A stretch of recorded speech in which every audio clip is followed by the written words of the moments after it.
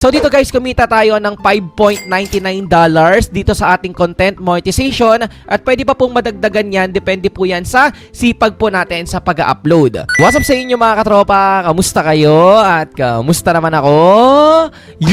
So ngayon for today's video ay maganda na naman po yung pag-uusapan natin dahil magkakaroon lang po tayo ng isang simpleng tutorial na kung saan ituturo ko sa inyo kung paano nga ba kayo ma-monetize or kung paano nga ba kayo pwedeng kumita gamit po ang inyong Facebook page o yung mismong personal na Facebook account po ninyo. And again guys, ang kagandahan dito ay kahit mag my day lang po tayo or mag story tayo, bayad na rin po yan at pwede tayong kumita dyan. At ang kagandahan guys ay may bagong update na nilabas. Kung wala pa kayo nito guys, ituturo ko sa inyo yung extra bonus na kung saan meron nga pong 20% holiday bonus sa kikitain natin. Kaya kung kumita kayo ng $100, 20% po nun, which is $20 is additional po doon sa mismong earnings po natin. At syempre before tayo magsimula, pasok intro.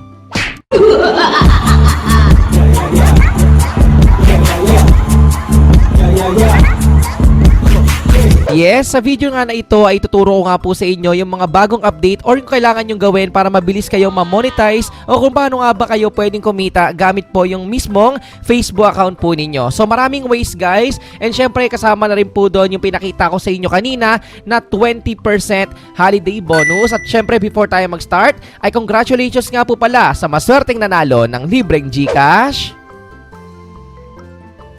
Nandiyan po yan. Maraming salamat po sa walang sawang pagsuporta, pagmamahal at syempre laging pag-aabang dito sa YouTube channel ko. At ikaw yung mismong napili natin sa video na ito.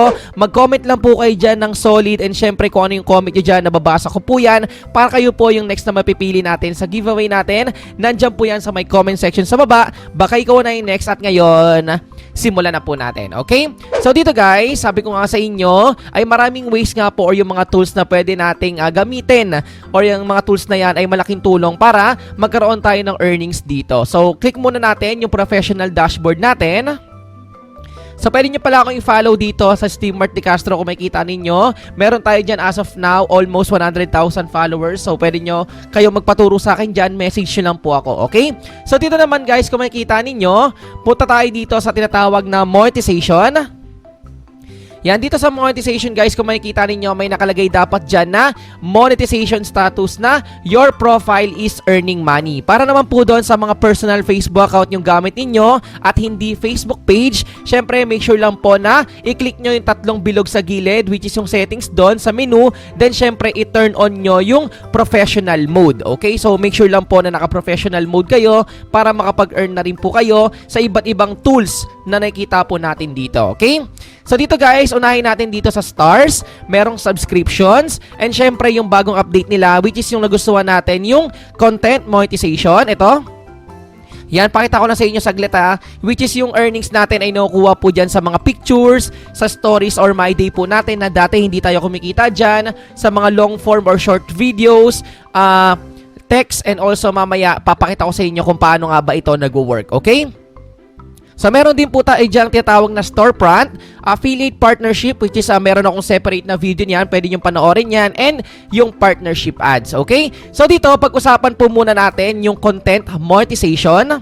Actually guys, para sa akin, ito yung pinaka-effective sa ngayon, lalo na kung mahilig kayong mag-post ng mga pictures, kung mataas yung engagement ninyo, pag sinabi natin engagement, when it comes to different reactions, kung maraming natatawa, maraming nag-like, maraming nag-heart, maraming nag-care, any reaction guys, engagement po yun. And also, don't forget na kapag may nag-comment dyan sa comment section, for example, ng post ninyo, ay nire-replyan po ninyo, okay? So to give you an example dito, yan. So dito guys, kumita tayo ng $5.99 dito sa ating content monetization at pwede pa pong madagdagan yan, depende po yan sa sipag po natin sa pag-upload. Kung makikita ninyo, when it comes to pictures or yung mga photos, $3.96. Sa stories naman natin or my day is nasa $1.17.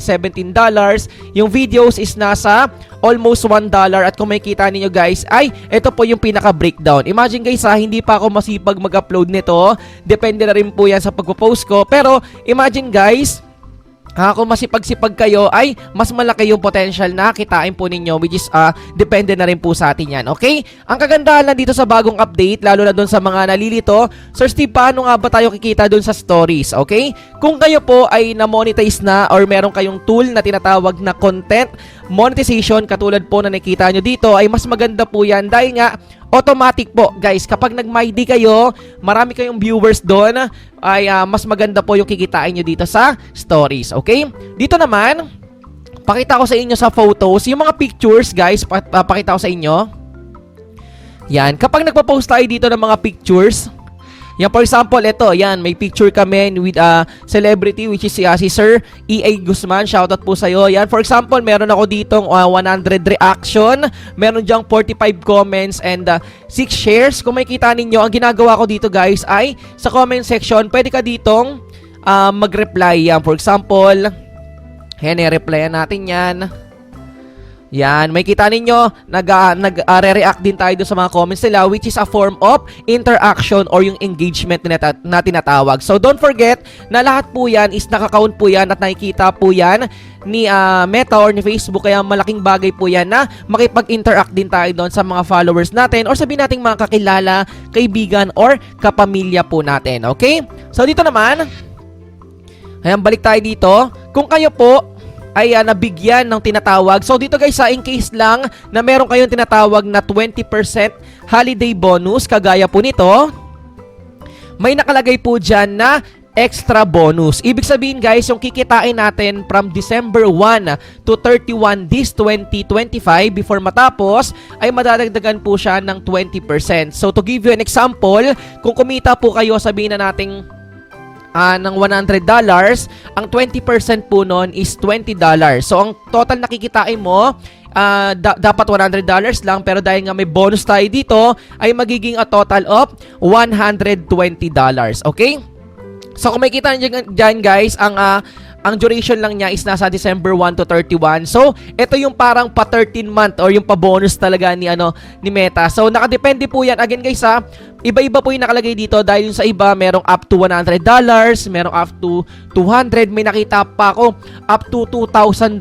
Depende po yan doon sa mismong sinasahod ninyo for the past 11 months. Ito na kasi yung 12 months o yung last year natin. Okay? So, ang kagandahan dito, lalo na doon, sa mga big content creator is malaki yung magiging average ng total bonus nila dahil nga malaki sila kumita, so malaking advantage to. And also para naman sa mga small content creator, yan is maging malaking bagay din ito, lalo na kung nagsisimula kayo at nakachamba kayo for the past months, di ba?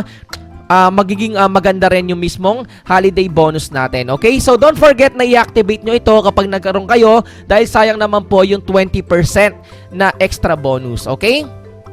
So pag-isapan naman natin, dito guys, hindi ko na masyadong papahabain. Sa next video na lang natin, yung stars, binibigay naman po siya voluntarily. Kung may nagustuhan sa video ninyo, nagbibigay sila ng 5 stars, 10 stars, 50, 100. Subscription naman, for example, is may sinet kayo dito na amount, 49 pesos, 99. Depende po sa inyan. Kapag may nag-subscribe, mas updated po sila. And syempre, pwede kayong mag-offer ng mga exclusive na content para po sa kanila. And syempre, doon naman sa tinakil natin ngayon, which is ito na talaga yung pinag-uusapan, yung content monetization, ay kumikita na sa mga pictures and also sa stories or My Day po natin. Yung storefront, affiliate partnership and partnership ads, ayan na po yung mga additional tools na pwede nating pagkakitaan. And syempre, ang pinakamahalaga sa lahat guys is dapat naka-checkmark po yan na green na may nakalagay na your profile is earning money. Ibig sabihin, monetize po yung mismong Facebook account o yung mismong Facebook page po natin. Okay? Again guys, kung kayo po ay may mga additional questions na gusto nyo magpatulong kung paano nga ba pwedeng ma-monetize or kumita dito sa mismong Facebook account po ninyo or Facebook page ninyo, pwede kayo mag-PM. Ngayon po, ito makikita nyo dyan sa screen yung mismong Facebook account ko. Pwede kayo mag-message dyan. And don't forget na mag-subscribe dito sa YouTube channel natin. And don't forget rin, huwag nyo kakalimutan na mag-comment dyan sa may comment section sa baba. Para syempre updated ka, pindutin mo na rin po yung subscribe button. At syempre, don't forget na i-ring yung notification bell para 100% sure na updated ka sa mga future uploads ko. You know, peace out, like, comment, subscribe. Peace! One love!